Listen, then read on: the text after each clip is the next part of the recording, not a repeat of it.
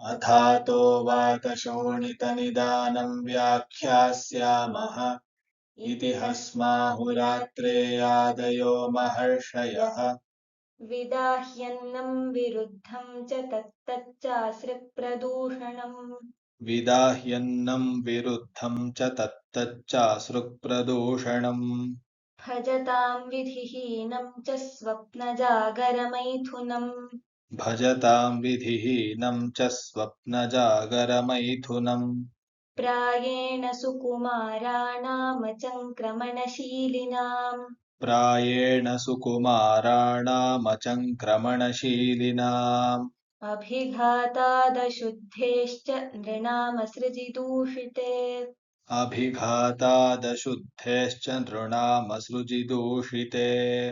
वातलैः शीतलैर्वायुर्वृद्धः क्रुद्धो विमार्ककः वातलैः शीतलैर्वायुर्वृद्धः क्रुद्धो विमार्गगः।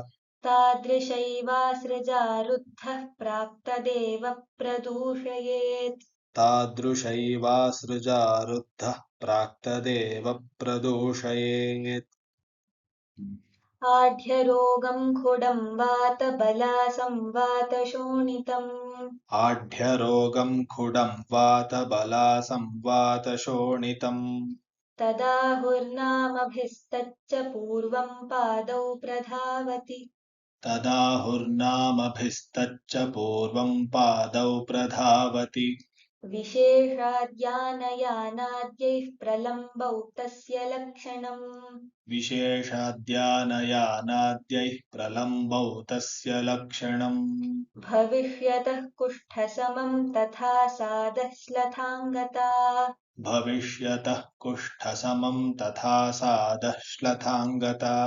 जानुजङ्घोरुकट्यं सहस्तपादाङ्गसन्धिषु जानुजङ्घोरुकट्यं सहस्तपादाङ्गसन्धिषु। कण्डूस्फुरणनिस्तोदभेदगौरवसुप्तताः कण्डूस्फुरणनिस्तोदभेदगौरवसुप्तताः। भूत्वा भूत्वा प्रणश्यन्ति मुहुराविर्भवन्ति च भूत्वा भूत्वा प्रणश्यन्ति मुहुराविर्भवन्ति च। पादयोर्मूलमास्थाय कदाचिद्धस्तयोरपि पादयोर्मूलमास्थाय कदाचिद्धस्तयोरपि।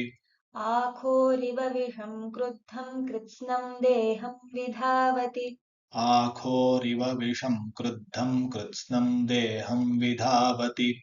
त्वं मांसाश्रयमुत्तानं तत्पूर्वं जायते ततः त्वं मांसाश्रयमुत्तानं तत्पूर्वं जायते ततः। कालान्तरेण गम्भीरं सर्वान् धातूनभिद्रवत् कालान्तरेण गम्भीरं सर्वान् धातूनभिद्रवत्। कण्वादिसंयुतोत्ताने त्वक्ताम्राश्यावलोहिता कण्वादिसंयुतोत्ताने त्वक्ताम्राश्यावलोहिता। सायामाभृशदाहोषा गम्भीरेऽधिकपूर्वरुक् सायामाभृशदाहोषा गम्भीरेऽधिकपूर्वरुक्। श्वयथुर्ग्रथितः पाकी वायुः सन्ध्यस्थिमज्जसु श्वयथुर्ग्रथितः पाकी वायुः सन्ध्यस्तिमज्जसु। छिन्दन्निव चरत्यन्तर्वक्रीकुर्वंश्च वेगवान् छिन्दन्निव चरत्यन्तर्वक्रीकुर्वंश्च वेगवान्। करोति खञ्जं पङ्गुं वा शरीरे सर्वतश्चरन् करोति खञ्जं पङ्गुं वा शरीरे सर्वतश्चरन्। वातेऽधिकेऽधिकं तत्र शूलस्फुरणतोदनम् वातेऽधिकेऽधिकं तत्र शूलस्फुरणतोदनम्। शोभस्य रौक्ष्यकृष्णत्वस्यावता वृद्धिहानयः शोभस्य रौक्ष्यकृष्णत्वस्यावता वृद्धिहानयः। धमन्यङ्गुलिसन्धीनां सङ्कोचोऽङ्गग्रहोतिरुक् धमन्यङ्गुलिसन्धीनां सङ्कोचोऽङ्गग्रहोतिरुक्। शीतद्वेषानुपशयौ स्तम्भवे पथु सुप्तयः शीतद्वेषानुपशयौ स्तम्भवे पथु सुप्तयः रक्ते शोभोतिरुक्तोदस्ताम्रश्चिमिचिमायते रक्ते शोभोतिरुक्तोदस्ताम्रश्चिमिचिमायते स्निग्धरूक्षैः शमं नैति कण्डूक्लेदसमन्वितः स्निग्धरूक्षैः शमं नैति कण्डूक्लेदसमन्वितः पित्ते विदाहः सम्मोहः स्वेदो मूर्च्छामदः सकृत् पित्ते विदाहः सम्मोहः स्वेदो मूर्च्छामदः सदृट् स्पर्शाक्षमत्वं रुग्रागः शोभः पाको भृशोष्मता स्पर्शाक्षमत्वं रुग्रागः शोभः पाको भृशोष्मता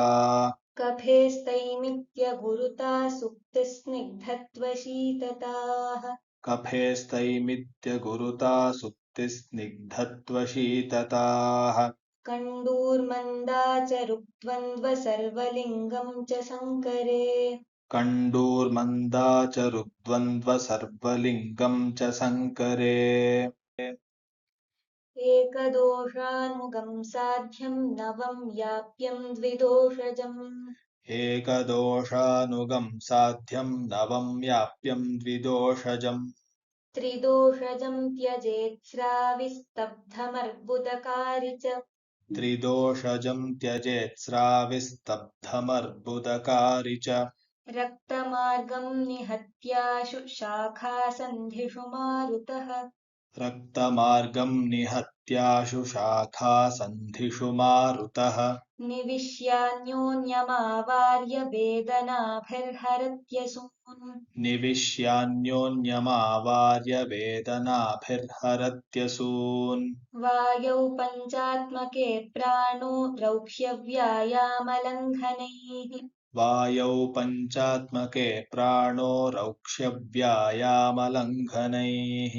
अत्याहाराभिघाताध्ववेगोदीरणधारणैः अत्याहाराभिघाताध्ववेगोदीरणधारणैः कुपितश्चक्षुरादीनामुपघातं प्रवर्तयेत् कुपितश्चक्षुरादीनामुपघातं प्रवर्तयेत् पीनसार्दिततृट्कासश्वासादींश्चामयान् बहून् पीनसार्दिततृट्कासश्वासादींश्चामयान् बहून् उदानः क्षवथूद्गारच्छर्दिनिद्राविधारणैः उदानः क्षवथोत्कारच्छर्दिनिद्राविधारणैः गुरुभारातिरुदितहास्याद्यैर्विकृतो गदान् गुरुभारातिरुदितहास्याद्यैर्विकृतो गदान् कण्ठरोधमनोभ्रंशच्छर्द्यरोचकपीनसान् कण्ठरोधमनोभ्रंशच्छर्द्यरोचकपीनसान् कुर्याच्च गलगण्डादींस्तांस्तान् जत्रूर्ध्वसंश्रयान् कुर्याच्च गलगण्डादींस्तांस्तान् व्यानोतिगमनध्यानक्रीडाविषमचेष्टितैः व्यानोतिगमनध्यानक्रीडाविषमचेष्टितैः विरोधिरूक्षभिहर्षविषादाद्यैश्च दूषितः विरोधिरूक्षभिहर्षविषादाद्यैश्च दूषितः पुंस्त्वोत्साहबलभ्रंशशोभचित्तोत्प्लवज्वरान् पुंस्त्वोत्साहबलभ्रंशशोभचित्तोत्प्लवज्वरान् सर्वाङ्गरोगनिस्तोदरोमहर्षाङ्गसुप्तताः सर्वाङ्गरोगनिस्तोदरोमहर्षाङ्गसुप्तताः कुष्ठं विसर्पमन्यांश्च कुर्यात् सर्वाङ्गगान् गदान् कुष्ठं विसर्पमन्यांश्च कुर्यात् सर्वाङ्गगान् गदान् समानो विषमाजीर्णशीतसङ्कीर्णभोजनैः समानो विषमाजीर्णशीतसङ्कीर्णभोजनैः करोत्यकालशयनजागराद्यैश्च दूषितः करोत्यकालशयनजागराद्यैश्च दूषितः शूलगुल्मग्रहण्यादीन् पक्वामाशयजान् गदान् शूलगुल्मग्रहण्यादीन् पक्वामाशयजान् गदान् अपानोरूक्षगुर्वन्न वेगाघातातिवाहनैः अपानोरूक्षगुर्वन्न वेगाघातातिवाहनैः यानयानासनस्थानचङ्क्रमैश्चातिसेवितैः यानयानासनस्थानचङ्क्रमैश्चातिसेवितैः कुपितः कुरुते रोगान् कृच्छ्रान् पक्वाशयाश्रयान् कुपितः कुरुते रोगान् कृच्छ्रान् पक्वाशयाश्रयान् मूत्रशुक्रप्रदोषार्षो गुदभ्रंशादिकान् बहून् मूत्रशुक्रप्रदोषार्षो गुदभ्रंशादिकान् बहून् सर्वं च मारुतं सामं तन्द्रास्तैमित्यगौरवैः सर्वं च मारुतं सामं तन्द्रास्तैमित्यगौरवैः स्निग्धत्वारोचकालस्य शैत्यशोभाग्निहानिभिः स्निग्धत्वारोचकालस्य शैत्यशोभाग्निहानिभिः कटुरूक्षाभिलाषेण तद्विधोपशयेन च कटुरूक्षाभिलाषेण तद्विधोपशयेन च युक्तं विद्यान्निरामं तु तन्द्रादीनां विपर्ययात् युक्तं विद्यान्निरामं तु तन्द्रादीनां विपर्ययात् वायोरावरणं चातो बहुभेदं प्रवक्ष्यते वायोरावरणं चातो बहुभेदं प्रवक्ष्यते लिङ्गं पित्तावृते दाहस्तृष्णा शूलं भ्रमस्तमः लिङ्गं पित्तावृते दाहस्तृष्णाशूलं भ्रमस्तमः कटुकोष्णाम्ललवणैर्विदाहश्चीतकामता कटुकोष्णाम्ललवणैर्विदाहः शीतकामता शैत्यगौरवशूलानि कट्वाद्युपशयोऽधिकम् शैत्यगौरवशूलानि कट्वाद्युपशयोऽधिकम् लङ्घनायासरूक्षोष्णकामता च कफावृते लङ्घनायासरूक्षोष्णकामता च कफावृते रक्तावृते सदाहार्तिस्त्वं मांसान्तरजाभृशम् रक्तावृते सदाहार्तिस्त्वं मांसान्तरजाभृशम् भवेच्च रागीष्वयथुर्जायन्ते मण्डलानि च भवेच्चरागीष्वयथुर्जायन्ते मण्डलानि च मांसेन कठिनः शोभो विवर्णः पिटिकास्तथा मांसेन कठिनः शोभो विवर्णः पिटीकास्तथा हर्षः पिपीलिकानां च सञ्चार इव जायते हर्षः पिपीलिकानां च सञ्चार इव जायते चलस्निग्धो मृदुः शीतः शोभो गात्रेष्वरोचकः चलः स्निग्धो मृदुः शीतः शोभो गात्रेष्वरोचकः आढ्यवात इति ज्ञेयः सकृच्छ्रो मेधसावृते आढ्यवात इति ज्ञेयः सकृच्छ्रो मेधसावृते स्पर्शमस्थ्यावृतेत्युष्णं पीडनं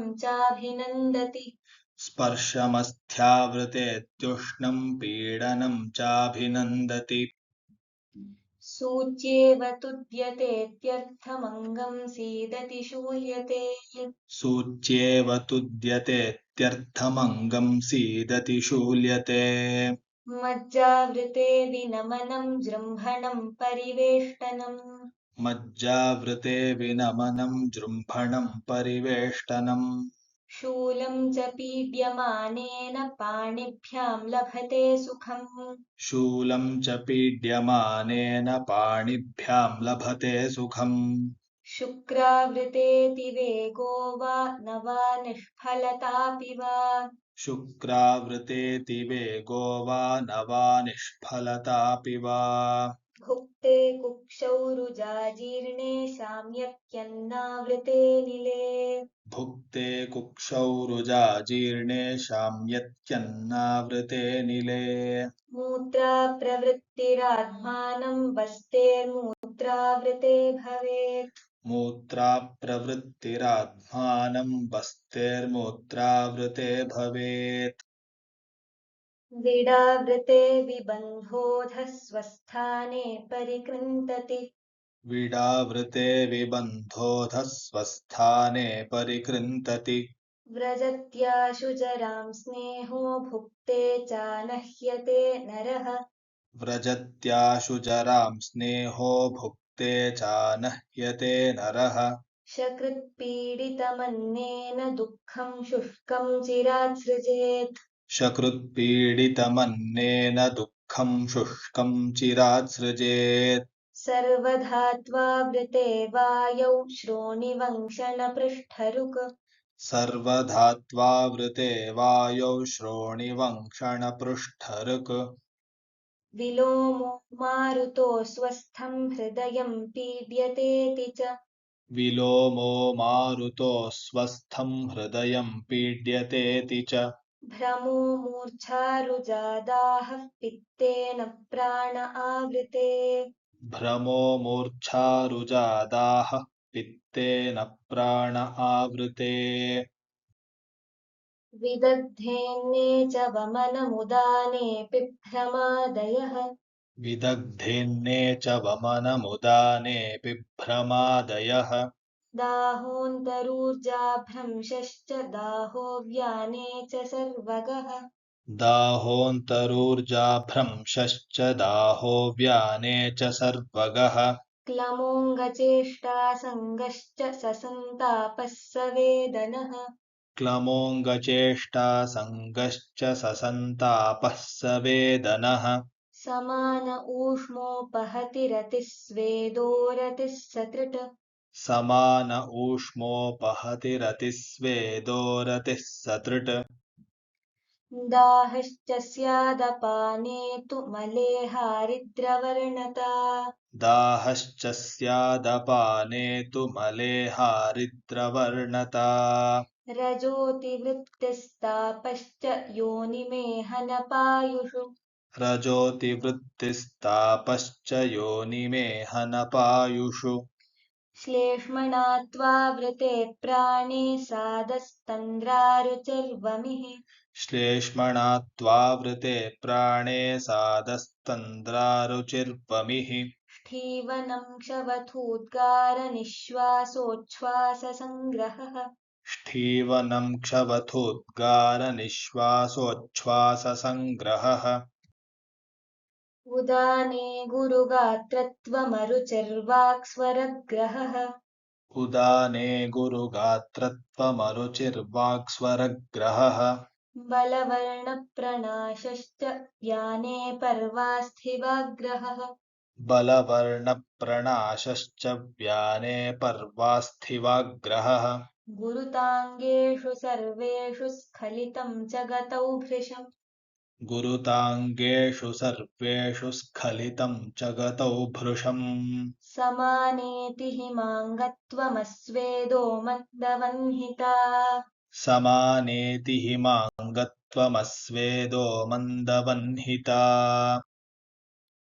अपाने सकफं मूत्रशकृतः स्यात् प्रवर्तनम् अपाने सकफं मूत्रशकृतः स्यात् प्रवर्तनम् इति द्वाविंशतिविधं वायोरावरणं विदुः इति द्वाविंशतिविधं वायोरावरणं विदुः प्राणादयस्तथान्योन्यमावृण्वन्ति यथा क्रमम् प्राणादयस्तथान्योन्यमावृण्वन्ति यथा क्रमम् सर्वेऽपि विंशतिविधं विद्यादावरणं च तत् सर्वेऽपि विंशतिविधं विद्यादावरणं च तत् निःश्वासोच्छ्वाससंरोधः प्रतिश्यायः शिरोग्रहः निःश्वासोच्छ्वाससंरोधः प्रतिश्यायः शिरोग्रहः हृद्रोगो मुखशोषश्च प्राणेनोदान आवृते हृद्रोगो मुखशोषश्च प्राणेनोदान आवृते उदानेनावृते प्राणे वर्णौजो बलसंक्षयः उदानेनावृते प्राणे वर्णौजो बलसंक्षयः दिशानया च विभजेत् सर्वमावरणं भिषक् दिशानया च विभजेत् सर्वमावरणं भिषक् स्थानान्यवेक्ष्य वातानां वृद्धिं हानिं च कर्मणाम् स्थानान्यवेक्ष्य वातानां वृद्धिं हानिं च कर्मणाम् प्राणादीनां च पञ्चानां मिश्रमावरणं मिथः प्राणादीनां च पञ्चानां मिश्रमावरणं मिथः पित्तादिभिर्द्वादशभिर्मिश्राणां मिश्रितैश्च तैः पित्तादिभिर्द्वादशभिर्मिश्राणामिश्रितैश्च तैः मिश्रैः पित्तादिभिस्तद्वन्मिश्रणाभिरनेकधा मिश्रैः पित्तादिभिस्तद्वन्मिश्रणाभिरनेकधा तारतम्यविकल्पाच्च यात्यावृत्तिरसङ्ख्यताम् तारतम्यविकल्पाच्च यात्यावृत्तिरसङ्ख्यताम् तां लक्षयेदवहितो यथा स्वं लक्षणोदयात् तां लक्षयेदवहितो यथा स्वं लक्षणोदयात् शनैः शनैश्चोपशयाद्गूढामपि मुहुर्मुहुः शनैः शनैश्चोपशयाद्गूढामपि मुहुर्मुहुः विशेषाज्जीवितं प्राण उदानो बलमुच्यते विशेषाज्जीवितं प्राण उदानो बलमुच्यते स्यात्तयोः पीडनाद्धानिरायुषश्च बलस्य च स्यात्तयोः